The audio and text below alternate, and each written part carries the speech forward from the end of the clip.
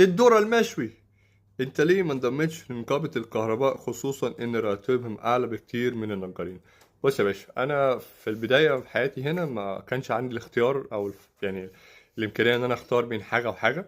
فالفرصة ان انا جات لي ان انا اكون نجار او اخش نقابة النجارين، ده كانت يعني حاجة كبيرة بالنسبة لي. فكنت ما ينفعش ان انا اسيبها يعني.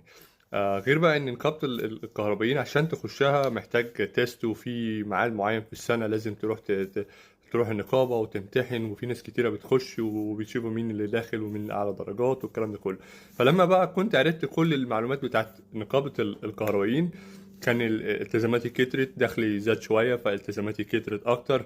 فلو أنا كنت قررت إن أنا أسيب نقابة الكهربائيين النجارين وأخش نقابة الكهربائيين، هيبقى التزاماتي طبعا أعلى من دخلي، فالموضوع هيبقى صعب جدا. فعشان كده أنا ما دخلتش نقابة الكهربائيين. وللعلم ان النجارين والكهربائيين ما بيعملوش كتير، يعني فرق اكتر كبير، يعني حوالي من 6 ل 10 دولار فرق. بس هم النقابة بتاعتهم قوية شوية. عندهم كلمة اكتر في السوق، وممكن يوقفوا سايد جوبز ولو مثلا اترفدت من الشغل ده، او مثلا ما فيش شغل هنا، النقابة بتدور لك على شغل، بتجيب لك شغل. فاليوم حقوق اكتر شوية.